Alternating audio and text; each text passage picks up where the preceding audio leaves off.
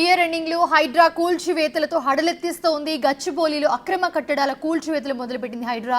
కాజాగూడ భగీరథమ్మ చెరువు FTL buffer zone లో నిర్మించిన ఆక్రమణలను కూల్చివేస్తూ ఉన్నారు అధికారులు. ప్రస్తుతం సర్వే నెంబర్ 18 లో ఎఫ్టీఎల్ బఫర్ జోన్ లోని 9 ఎకరాల 7 గుంటల్లో అక్రమ నిర్మాణాలు గుర్తించారు అధికారులు. ఇప్పటికే 20కి పైగా దుకాణాలను హైడ్రా సిబ్బంది తొలగించింది.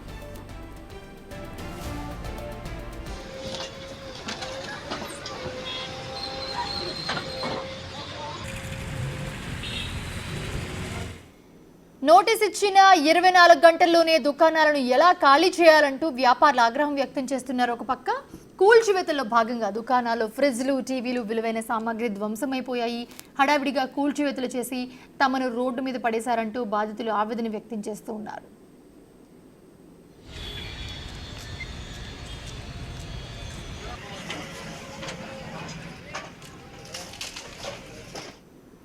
అధికారులు మాత్రం వెనక్కి తగ్గలేదు. భారీ పోలీసు బందోబస్తు మధ్య ఆక్రమణలు తొలగింపులు కంటిన్యూ చేశారు.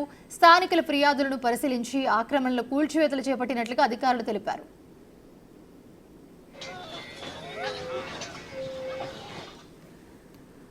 మరిన్ని అప్డేట్స్ మా ప్రతినిధి సాగర్ అందిస్తారు. సాగర్, ప్రస్తుతం కాజాగూడ ఏరియాలో హైడ్రా కూల్చివేతలు చేస్తూ ఉంది. ఆక్రమణలన్నీ కూడా కూల్చివేస్తూ ఉన్నారు. సో ఏంటి, ఏవేమి కూల్చుతున్నారు ప్రస్తుతం?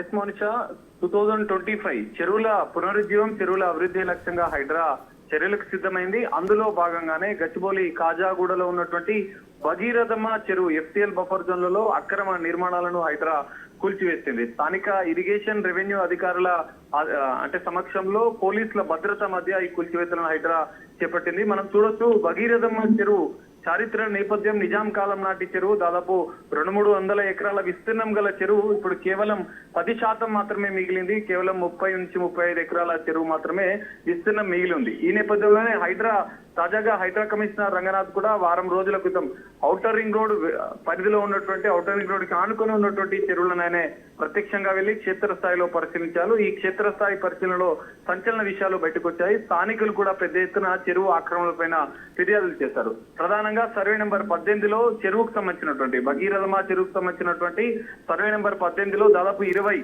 అక్రమ నిర్మాణాలు, ఏదైతే వ్యాపార సముదాయాలు ఉన్నాయో వాటిపైన ఫిర్యాదులు రావడంతో ఈ రోజు ఉదయం నుంచే తెల్లవారుజామున హైడ్రా అధికారులు ఆ అక్రమ నిర్మాణాలను, టెంపరీ షెడ్స్, ఏదైతే వ్యాపార సముదాయాలు ఉన్నాయో, చిన్న చిన్న దుకాణాలు ఉన్నాయో వాటిని మాత్రం హైడ్రా అధికారులు ఉన్న ఫలంగా తొలగిస్తున్నారు. దీనిపైన కొంత ఆందోళన వ్యక్తం చేస్తున్నారు. ఎందుకంటే 24 గంటల ముందే నోటీసులు ఇచ్చి తమకు సమయం ఇవ్వకుండా తమ వ్యాపార సముదాయాలను కూల్చివేతల పైన కొంతమంది వాళ్ళు ఏదైతే బాధితులు ఉంటారో వాళ్ళు ఆవేదన వ్యక్తం చేస్తున్న పరిస్థితి. కానీ హైడ్రా కమిషనర్ రంగనాథ్ ఇప్పటికే పలుమార్లు చెప్పారు, పేద మధ్యతరగతి నివాసాలు ఉంటే వాటి జోలికి వెళ్ళదు, కానీ వ్యాపార సముదాయాలు, దుకాణాలు, చెరువులకు సంబంధించిన ఎఫ్టీఎల్ బఫర్ జోన్ లో ఆక్రమించి దుకాణాలు, వ్యాపార సముదాయాలు నిర్వహిస్తే మాత్రం వాటిని ఖచ్చితంగా కూల్చేస్తామని చెప్పారు. అందులో భాగంగానే హైడ్రా కమిషనర్ రంగనాథ్ ఆదేశాల మేరకు ఈ రోజు హైడ్రా అధికారులు కూల్చివేతలు చేపట్టారు.